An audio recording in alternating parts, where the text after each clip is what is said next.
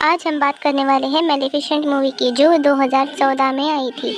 Movie की शुरुआत होती है बहुत ही प्यारी बच्ची को दिखाते हुए, जिसकी उम्र कोई 10 या 12 साल थी। उसके सर पर सींग थे और साथ उसके पर भी थे। उसका नाम होता है मेलेफिसेंट और वो एक प्यारी सी परी होती है जो कि एक जादुई जंगल में रह रही होती है। उसने आज तक बाहर की दुनिया देखी नहीं होती। उसके लिए सारा कुछ उसका यही प्यारा जंगल होता है। इवन आप ये भी सोच सकते हैं कि उसने आज तक इंसानों को नहीं देखा और फिर भी वो अपने जंगल में खुश है। उस जंगल में इंसानों के अलावा बाकी सारे क्रिएचर्स थे, अजीब अजीब जानवर भी थे। एक दिन मेलेफिसेंट जंगल में कहीं जा रही होती है तो उसे एक छोटा सा लड़का दिखाई देता है जो कि उसी की एज का था। वो उसे कहती है कि तुम कौन हो, यहाँ पर क्या कर रहे हो। वो छोटा बच्चा मेलेफिसेंट को बताता है कि मैं पास के ही किंगडम में रहता हूँ और मुझे यहाँ पर एक हीरा नजर आया था जिसे मैंने उठा लिया। तो मेलेफिसेंट उसे वो हीरा वापस लेती है और उसे कहती है कि आओ मैं तुम्हें तुम्हारे किंगडम तक छोड़ाती हूँ। तो वो लड़का कहता है कि ठीक है, मैं चला तो जाता हूँ, लेकिन क्या तुम मुझसे दोस्ती करोगी? और अगर कभी मैं दोबारा इस जंगल में आया तो क्या हम खेल सकते हैं? तो मेलेफिसेंट कहती है कि ये जादुई जंगल है और तुम्हारा यहाँ पे आना ठीक तो नहीं है, लेकिन देखेंगे। इसी के साथ वो दोनों हैंड शेक करते हैं तो मेलेफिसेंट को कोई करंट लगता है। इनफैक्ट उसे उस लड़के की पहनी गई लोहे के रिंग से करंट लगा था। वो बताती है कि लोहा परियों को जला देता है, तो आइंदा इसे पहन कर मत आना। इसके बाद हम देखते हैं कि वो लड़का अपने किंगडम में वापस चला जाता है,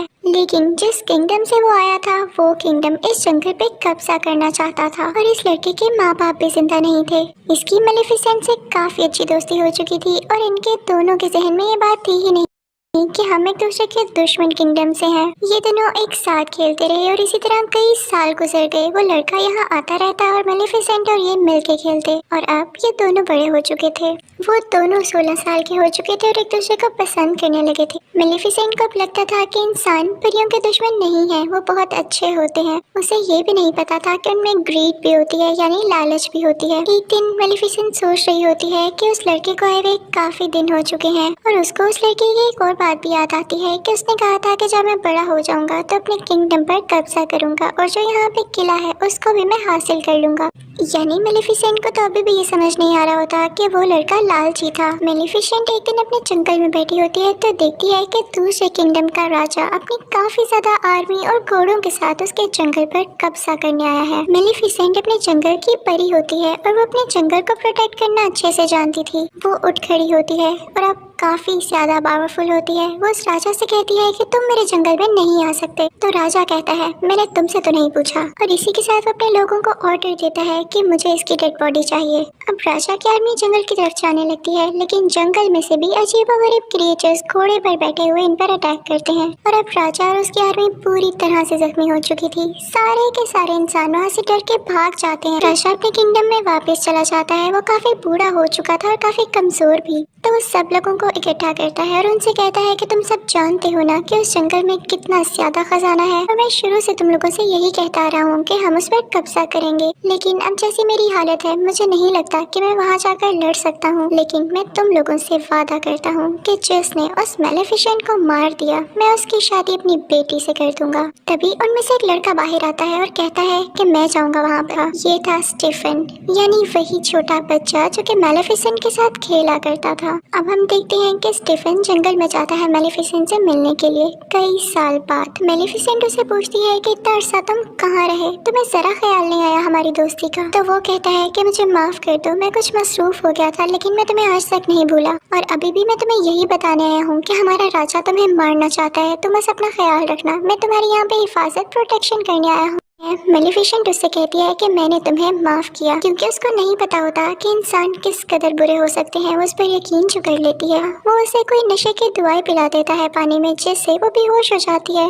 उसके बाद स्टीफन चाकू उठाता है और उसे मारने लगता है, लेकिन नाकाम रहता है। और फिर अगली सुबह जब हम देखते हैं कि मेलेफिसेंट की आंख खुलती है तो उसके पैर नहीं होते, वहाँ पर उसके जख्म हुए होते हैं, जिसे देख के मेलेफिसेंट को अपनी आंखों पर यकीन नहीं आता और वो चिल्लाने लगती है, रोने लगती है, क्योंकि उसके खूबसूरत पैर अब उसके साथ नहीं रहे थे। वो अब परों वाली परी नहीं रही थी। दूसरी तरफ हम देखते हैं कि स्टीफन मेलेफिसेंट के पैर लेके राजा के पास आता है और कहता है कि ये ले, मैंने आपसे किया हुआ वादा पूरा कर दिया। राजा उससे बहुत खुश होता है और उसे पढ़ लेके उसे इस किंगडम का राजा बना देता है। और यहाँ पे स्टीफन का भी ख्वाब पूरा हो चुका था। दूसरी तरफ जंगल में हमें मेलेफिसेंट दिखाई जाती है जो कि काफी उदास थी क्योंकि वो अब उड़ जो नहीं पाती थी। वो एक दिन जंगल में चलकर कहीं जा रही होती है कि देखती है कि एक शिकारी किसी कौवे को मारने वाला है। उसे ये सब चीजें बर्दाश्त नहीं होती थी तो वो फौरन से उस कौवे को इंसान बना देती है और वो शिकारी बेचारा वहाँ से डर के भाग जाता है। वो कौवा जो कि अब इंसान बन चुका था उसके पास आता है और कहता है कि थैंक यू, लेकिन आपने ऐसा क्यों किया? तो मेलेफिसेंट कहती है कि मैं नहीं बता सकती, बस मेरे दिल में रहम आ गया। तो वो कौवा कहता है कि अब मैं आपकी सारी जिंदगी खिदमत करूंगा, आप जो मुझसे कहेंगे मैं आपकी हर बात मानूंगा। और उसका नाम डीएवल रखती है। हम डीएवल उस इन्फॉर्मेशन ला कर देता था। मेलेफिसेंट को पता चलता है कि स्टीफन ने सिर्फ और सिर्फ राजा बनने की लालच में उसके पर काटे,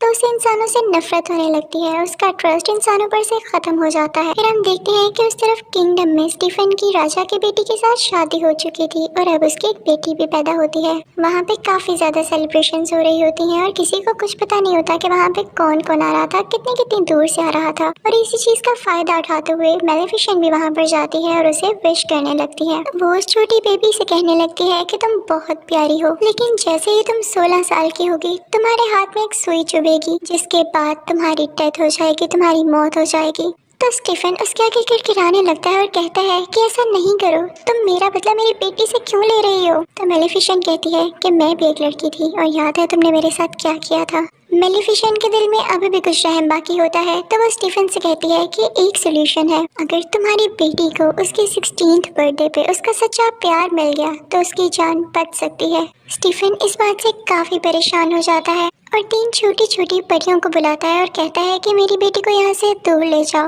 और जब तक ये 16 साल की नहीं हो जाती इसे यहाँ मत लेकर आना, वरना इसका कर्ज सच्चा हो जाएगा। और उसके बाद वो निकलता है जंगल पर अटैक करने के लिए, लेकिन ऐसा नहीं कर पाता क्योंकि जंगल की बाउंड्रीज को मेलेफिसेंट ने कवर कर रखा था अपनी पावर से और अब कोई भी इंसान उस जंगल में नहीं आ सकता। फिर हम देखते हैं कि वो प्रिंसेस जो स्टीफन की बेटी होती है उसका नाम अरोरा होता है और वो 3 परियों से लेके काफी दूर चली गई होती है, लेकिन मेलेफिसेंट को अभी भी उसका मुकाम पता था कि वो किस जगह पर रह रही है। वो उसे डराने की कोशिश करती है लेकिन वो छोटी बच्ची यानी प्रिंसेस अरोरा हंसने लगती है और अब मेलेफिसेंट का दिल भी उसके लिए सॉफ्ट होने लगा था क्योंकि मेलेफिसेंट एक अच्छी परी थी, वो जालिम औरत नहीं थी। वो 3 परियां जो प्रिंसेस अरोरा की केयर करती थी काफी ज्यादा केयरलेस थी और अक्सर मेलेफिसेंट खुद प्रिंसेस अरोरा की जान बचाती थी, कभी पहाड़ से नीचे गिरने से, कभी दरख्त से गिरने से। वक्त के साथ साथ प्रिंसेस अरोरा बड़ी होने लगती है। अब प्रिंसेस अरोरा पूरे 15 साल की हो चुकी थी, यानी उसका कर्ज पूरा होने में सिर्फ 1 साल बचा था। अब वो 3 परियों से जिस जगह पर लेकर आई थी वो एक बाउंड्री के अंदर थी और उसके आसपास काफी ऊंची ऊंची लकड़ियां थी। प्रिंसेस अरोरा ने भी इसके बाहर की दुनिया नहीं देखी थी जैसे मेलेफिसेंट ने नहीं देखी थी। तो एक दिन वो वहाँ पर जाती है और वहाँ पर देखने लगती है कि तभी उसे फील होता है कि जैसे यहाँ पर कोई है। वो आवाज देने लगती है, कोई है तो सामने आओ, मुझे बहुत से क्वेश्चंस पूछने हैं। अब मेलेफिसेंट होती है वहाँ पर, उसे रहा नहीं जाता और वो प्रिंसेस अरोरा के सामने आ जाती है। प्रिंसेस अरोरा उसे देख के चिल्लाती है और कहती है, आप तो वही है जो बचपन से मेरा ख्याल रखती है लेकिन कभी मेरे सामने क्यों नहीं आई? आप तो मेरी गॉड मदर है, मैं आपको पहचानती हूँ और जो आपके साथ कौवा है ना मुझे वो भी बहुत अच्छा लगता है। मेलेफिसेंट को इस जवाब की बिल्कुल उम्मीद नहीं होती तो वो भी अंदर अंदर से खुश हो जाती है क्योंकि मैंने आपको बताया ना वो बहुत अच्छी परी थी। वो अरोरा से प्यार करने लगती है और अब वो नहीं चाहती थी कि जो कर्ज मैंने से दिया वैसे कभी भी लगे। उन दोनों में काफी दोस्ती हो गई थी और बिल्कुल वो एक माँ बेटी की तरह एक साथ रहती थी, खेलती थी, बातें करती थी। एक दिन जब प्रिंसेस अरोरा सो रही होती है तब मेलेफिसेंट अपनी सारी पावर्स यूज करके वो कर्ज वापस लेने की कोशिश करती है, लेकिन उसे पता चलता है कि इतने साल पहले दिया गया कर्ज अब वापस नहीं हो सकता, स्पेशली तब जब उसके कंप्लीट होने का टाइम बहुत करीब आ चुका हो। और इसी बात को तो लेके मेलेफिसेंट परेशान थी कि उसका 16वां बर्थडे आने ही वाला था। तो वो ये दुआ करती है कि जल्द ही इसे इसका सच्चा प्यार मिल जाए ताकि इसका ये कर्ज रिवर्स हो जाए। फिर उसके बाद हम देखते हैं कि सुबह हो जाती है और जंगल में प्रिंसेस अरोरा और मेलेफिसेंट बातें कर रहे होते हैं। प्रिंसेस अरोरा मेलेफिसेंट से पूछती है कि आपके पर कहाँ गए? सारी परियों के पर होते हैं हैं तो मेलेफिसेंट कहती है कि मेरे भी पर हुआ करते थे, लेकिन किसी इंसान ने उनको मुझसे छीन लिया। मैं उनके साथ बहुत खुश थी, मैं आसमान में बहुत ऊंचा उड़ा करती थी और मुझे वो काफी याद भी आते हैं। इसी के साथ मेलेफिसेंट रोने वाली हो जाती है तो प्रिंसेस अरोरा उसको चुप कराती है और कहती है कि आप परेशान ना हो, मेरा कल 16th बर्थडे है और देखिएगा मैं इजाजत देके उन परियों से आपके पास रहने आ जाऊंगी। आप अकेली नहीं है, मैं आपके साथ होंगी। लेकिन मेलेफिसेंट जानती थी कि ऐसा पॉसिबल नहीं होने वाला था जब तक कि उसे उसका सच्चा प्यार न मिल जाता, और एक दिन में ऐसा तो हो नहीं सकता था। प्रिंसेस अरोरा वहाँ से अपने घर जा रही होती है कि रास्ते में उसे एक लड़का दिखाई देता है जो कि काफी प्यारा था और उसी के जितना था। वो दोनों जैसे एक दूसरे की तरफ देखते हैं तो एक दूसरे को पसंद करने लगते हैं।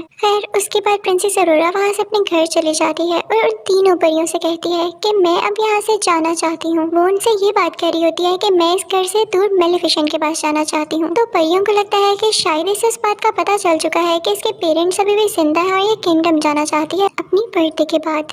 वो तीनों परियां उसको सारा कुछ सच बता देती हैं कि क्या क्या हुआ, और एक इविल फेरी है जो कि तुम्हारी जान लेना चाहती है। वो उसे बताती है कि वो कोई और नहीं बल्कि मेलेफिसेंट है। और ये सुनकर प्रिंसेस अरोरा को अपने कानों पर यकीन नहीं आता। वो काफी उदास होकर मेलेफिसेंट के पास जाती है और उनसे पूछती है कि क्या जो मैंने सुना वो सारा कुछ सच है। तो मेलेफिसेंट उसे प्यार से कहती है कि हाँ ये सच है, मैंने तुम्हें कर्ज दिया था लेकिन अब मेरा दिल बदल चुका है। मैंने सिर्फ तुम्हारे फादर की वजह से ऐसा किया। मैं भी अब नहीं चाहती कि तुम मर जाओ, मैं तुमसे बहुत प्यार करती हूँ। लेकिन प्रिंसेस अरोरा काफी हर्ट होती है और वहाँ से चली जाती है।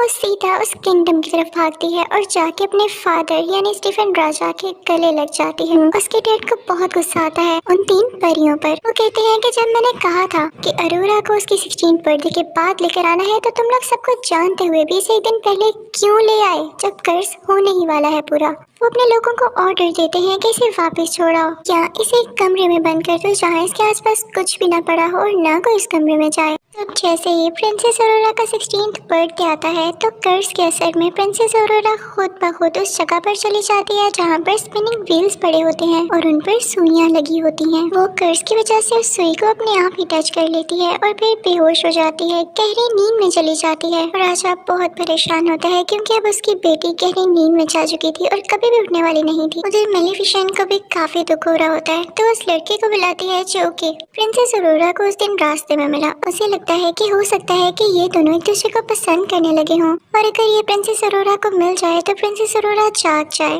तो मेलेफिसेंट उस लड़के को लेके वहाँ पर जाती है जहाँ पर प्रिंसेस अरोरा सो रही होती है। उसी दौरान वहाँ पर वो मौजूद जो परी होती है जो प्रिंसेस अरोरा का ख्याल रखा करती थी, वो राजा से कहती है कि आप प्रिंसेस अरोरा के फादर हैं, आप उसके माथे पर चूमे, हो सकता है कि वो जाग जाए, हो सकता है आप ही उसका सच्चा प्यार हो। तो किंग स्टीफन कहता है कि नहीं, मैं कभी किसी का सच्चा प्यार नहीं हो सकता, मैंने मेलेफिसेंट को धोखा दिया और उसी लिए ये सब कुछ हो रहा है। अब जब मेलेफिसेंट उस लड़के को यहाँ पर आती है और वो प्रिंसेस अरोरा के पास जाता है तो प्रिंसेस अरोरा नहीं जागती। मेलेफिसेंट को पता चल जाता है कि ये इसका ट्रू लव नहीं है। मेलेफिसेंट देख के रोने लगती है और उससे कहती है कि मैं तुम्हें बहुत याद करूंगी, मुझे तुम्हारी स्माइल याद आएगी, मैं तुम्हें कभी नहीं भुला पाऊंगी। और ये कह के मेलेफिसेंट रोते हुए उसके माथे पर किस करती है और वहाँ से जाने लगती है। लेकिन तभी उसे पीछे से आवाज आती है, रुकिए गॉडमदर। और ये आवाज प्रिंसेस अरोरा की होती है। जी हाँ, प्रिंसेस अरोरा का ट्रू लव, उसका सच्चा प्यार मेलेफिसेंट ही थी क्योंकि वो उससे दिल से प्यार करती थी। प्रिंसेस अरोरा मेलेफिसेंट से कहती है कि मैं आपके साथ जंगल में रहना चाहती हूँ। तो मेलेफिसेंट उसे अपने साथ लेके जाने लगती है, लेकिन तभी पीछे से स्टीफन के लोग उन पर जाल डाल देते हैं। वो लोहे का जाल होता है जो कि परियों को चला सकता था। मेलेफिसेंट यहाँ पे बहुत बेबस हो जाती है और अपने कव्वे को ड्रैगन बना देती है। वो कौवा यानी जो कि अब ड्रैगन था अपने मुंह से आग निकालने लगता है और वहाँ पर मौजूद सारे लोगों को जला देता है। मेलेफिसेंट अब आजाद भी हो जाती है, लेकिन तभी यहाँ पर आता है किंग स्टीफन अपने कुछ लोगों के साथ और इसने लोहे की शील्ड पहनी होती है ताकि मेलेफिसेंट को हमेशा के लिए मार दे। दूसरी तरफ प्रिंसेस अरोरा को मेलेफिसेंट के वही पर नजर आ जाते हैं। वो पर मूव कर रहे होते हैं जैसे उन्हें भी पता चल गया हो कि उनकी मालिक यहाँ पर है। प्रिंसेस अरोरा उन परों को आजाद कर देती है और वह खुद ब खुद मेलेफिसेंट के साथ जाके लग जाते हैं। मेलेफिसेंट दोबारा से उड़ने लगती है और स्टीफन को अपने साथ उड़ा लेती है, लेकिन उसे बिल्डिंग से नीचे नहीं गिराती। स्टीफन उस पर अटैक करने लगता है, जिसकी वजह से वो दोनों ही बिल्डिंग से नीचे गिरने लगते हैं, यानी कैसल से। स्टीफन ने मेलेफिसेंट के परों को पकड़ा होता है ताकि वो उड़ न सके, लेकिन जैसे ही वो लोग जमीन पर गिरने वाले होते हैं, मेलेफिसेंट अपने पर खोल लेती है और उड़ जाती है, लेकिन इस वजह से स्टीफन जमीन पर गिरकर मर जाता है। अगली सुबह हम देखते हैं कि मेलेफिसेंट उन सब बाउंड्रीज को हटा देती है जो उसने जंगल के गिर्द बनाई हुई थी। वहाँ पर दोबारा से फूल खिलने लगते हैं, ग्रीनरी वापस आ जाती है। उसके बाद वो प्रिंसेस अरोरा से कहती है कि आज के बाद तुम इस जंगल की रानी हो, और वहाँ का किंगडम और ये जंगल आपस में मिल जाते हैं और सब बहुत हंसी खुशी जिंदगी गुजारने लगते हैं। और मूवीज का एक्सप्लेनेशन देखने के लिए प्लीज लाइक, शेयर और मेरे चैनल को सब्सक्राइब कीजिए। Thanks for watching.